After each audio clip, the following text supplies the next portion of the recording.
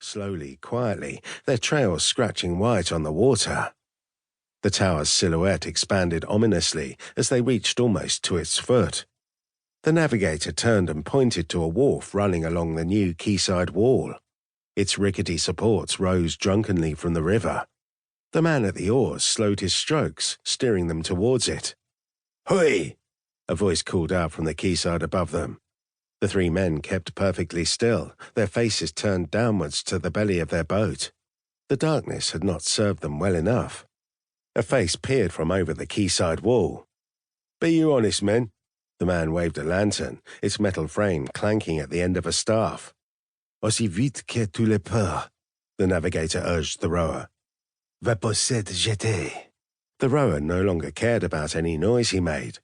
His powerful strokes sped them towards a flimsy jetty protruding from the wharf. They would have to run to St. Catherine's Stairs. Gripping onto the rail as the boat rocked wildly, the navigator, Boileau, shouted to the man under the hat. "Qu'allons-nous faire?" "What shall we do?" "Nous devons le tuer, il nous a vus," he replied. "We must kill him. He saw us." Behind him, the rower, Verdier, strained at his sculls, hefting them through the water. But Boileau knew anyone running along the quayside could easily keep up with them. The voice had sounded elderly, perhaps belonging to one of London's watchmen, employed to keep them from the almshouse. They covered the distance to the small sufferance wharf, its jetty barely higher than the level of the water. Crashing against its timbers, their skiff skewed sideways. Boileau jumped to the jetty and slipped on the rain-sodden wood. He fell on his back, his feet in the river, the impact winding him. Verdier dropped his sculls to follow, scrabbling his way next to him, and quickly tied their boats. The third man reached for the higher platform of the wharf and climbed up in one swift, easy movement. Boileau rose from his fall, sliding again. Boileau and Verdier crashed along the length of the jetty and turned onto the wharf, where their companion waited impatiently. They all reached the foot of St. Catherine's Stairs, pitching steeply up to the quay, to where the watchman had called to them. The man in the hat waved Boileau to go ahead. Breathing hard, Boileau reached the last stair and found himself on the quayside. He saw no one. He jogged between two sheds, where the shadows were deepest, keeping his footsteps light. The smell of fat from meat brought in by a Greenland whaler, the boiling performed that day on the quayside, nearly overpowered him. As his colleagues reached him, Boileau motioned them to silence, pressing his lips together with his fingers.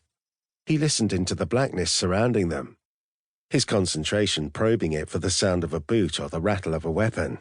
All he could hear were the Maurice water wheels and the rain hitting the ground, until a new sound joined their noise. It became the din of cobbles pounded by horseshoes, with the rumble of wheels behind. Torn between running from the noise of the carriage or looking for the watchman, Boileau chose to stay perfectly still. Ahead of them, at the end of the short lane, the horses slowed, their driver uncertain, and came to a stop. The coach's wood, leather, and iron all made their individual groans and grumbles at halt.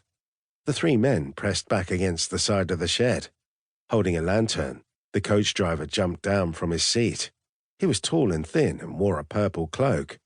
At the moment they had readied themselves to fly at him from the shadows, the man with the hat recognized him.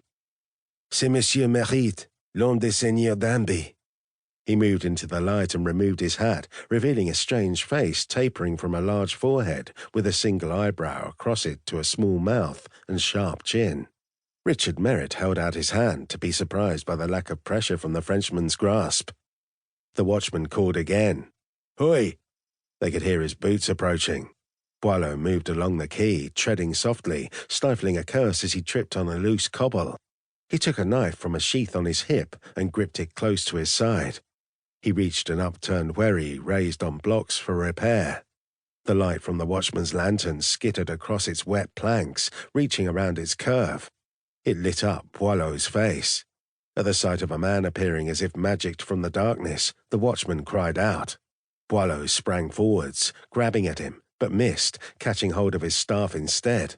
He pulled at it, hard. The watchman fell heavily, landing on his side. "For the love of Jesus, spare me," he pleaded, "and for the love of your fellow men." He drew his legs into his body, protecting his head with his hands, not daring to look up at Boileau. To keep listening to this audiobook, I've left you a link in the description so you can do it, at no cost thanks to Audible's 30-day free trial.